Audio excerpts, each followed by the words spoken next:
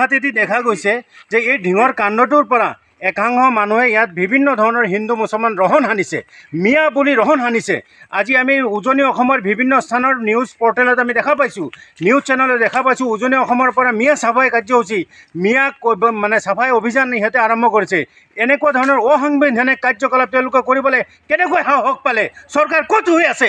চৰকাৰে কি কৰি আছে? চৰকাৰে অতি শীঘ্ৰে ব্যৱস্থা ল'ব লাগে। মিয়াক সুৰক্ষা চৰকাৰৰ দিয়াটো দায়িত্ব।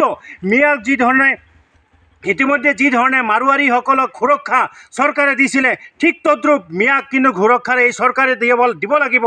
কোনো এটা মিয়াৰ যদি কোনো ধৰণৰ বিশৃংখলা হয়, কোনো ধৰণৰ ক্ষতি হয়, শাৰীৰিকভাৱে, মানসিকভাৱে, আৰ্থিকভাৱে যদি মিয়াৰ অসুৰক্ষিত হয়, তেনেহ'লে কালি দিনাখন শৃংখল চলিহা আৰু চৰকাৰখনে জগৰীয়া হৈ থাকিব।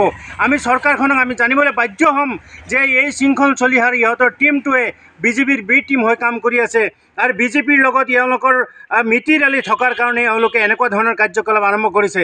মিয়া যদি আপোনালোকৰ বাংলাদেশীয়ে হয়, তেনেহ'লে আপোনালোকে কিয় ইমান অসহায় স্বীকাৰোক্তি কিয় দিব লাগে? আপোনালোকে পঠাই নিদিয়ক কেলে?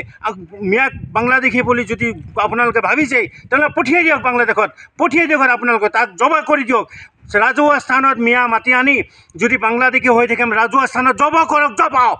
আপোনালোক আমি গৰিহণা জনাইছোঁ আপোনালোকৰ এনেকুৱা মানসিকতাক, আপোনালোকে জমা কৰক।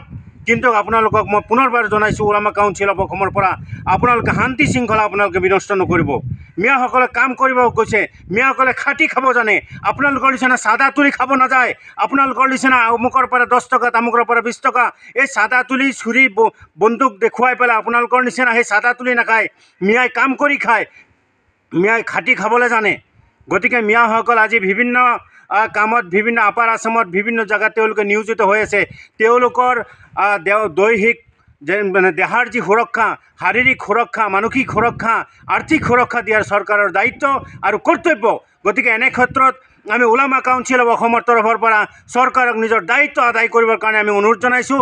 ইতিমধ্যে আনহাতেদি যদি চৰকাৰে এইখিনি দায়িত্ব পালন নকৰে, তেনেহ'লে আমি জানিবলৈ বাধ্য হ'ম আৰু যে আজি এই 30টা জনগোষ্ঠীয় কিবা এটা সংগঠন বুলি কৈ আছে, তেওঁলোকে যে বিজেপিৰ বি টীম হৈ কাম কৰিছে এই কথাটো নিশ্চিত।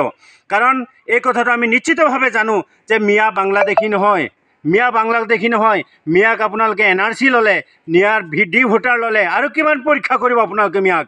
আৰু কিমান পৰীক্ষা কৰিব আপোনালোকে মিয়াক লৈ পেলাই? গতিকে আমি মিয়া যদি বাংলাদেশী আছে কোনোবা স্থলত, আপোনালোকে দিয়ক তাক জব কৰি, তাক নি পেলাই ৰাজহুৱা স্থানত ফাঁচি দি পেলাই তাক মৃত্যুবৰণ কৰক। বা আপোনালোকৰ যে মোদী ডাঙৰীয়াৰ মিতিৰালি আছে বাংলাদেশৰ লগত, তাত পঠাই দিয়ক। আমাৰ কোনো দ্বিমত নাই, আমাৰ ক'বলগা একো নাই।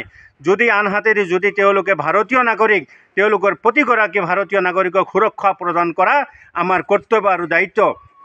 আজি ঢিঙৰ কাণ্ড লৈ পেলাই আপোনালোকে ইমান হুলস্থুল কৰিছে। মঙলদৈৰ কাণ্ড কোনে কৰিছে? মঙলদৈৰ ঘটনা হোজাইত সেই টিউশ্যন শিক্ষকজনে কি কৰিছে? হোজাইৰ টিউশ্যন শিক্ষকজন, মই নাম নলওঁ, কাৰণ নাম ল'লে ক'ব সেয়া তেওঁলোকে কোনোবাই হিন্দু মুছলমান কৰিছে, এওঁলোকেও তাত ৰহণ সানিছে। আমি নাম নলওঁ। গতিকে অভিযুক্ত বা যিসকলে দোষী বা কাম কৰিছে, বেয়া কাম কৰিছে, তাত কোনো জাত পাত ৰহণ সানিব নালাগে, জাত পাত আনিব নালাগে। যোনে বেয়া কাম কৰিছে, বেয়াই তাক মানে কৰায়ত্ব কৰি দৃষ্টান্তমূলক শাস্তিৰ ব্যৱস্থা কৰক। কোনে মনা কৰিছে আপোনালোকক? আমি কাকো মনা কৰা নাই। তেওঁলোকে কৰায়ত্ব কৰি দৃষ্টান্তমূলক শাস্তিৰ ব্যৱস্থা কৰক। ঢিঙৰ সেই কুকৰ্মৰ লগত যিজন মূল অভিযুক্ত ইতিমধ্যে মৃত্যুবৰণ কৰিছে, এনেকৈ আপোনালোকে অসমৰ ৰাইজে অসমৰ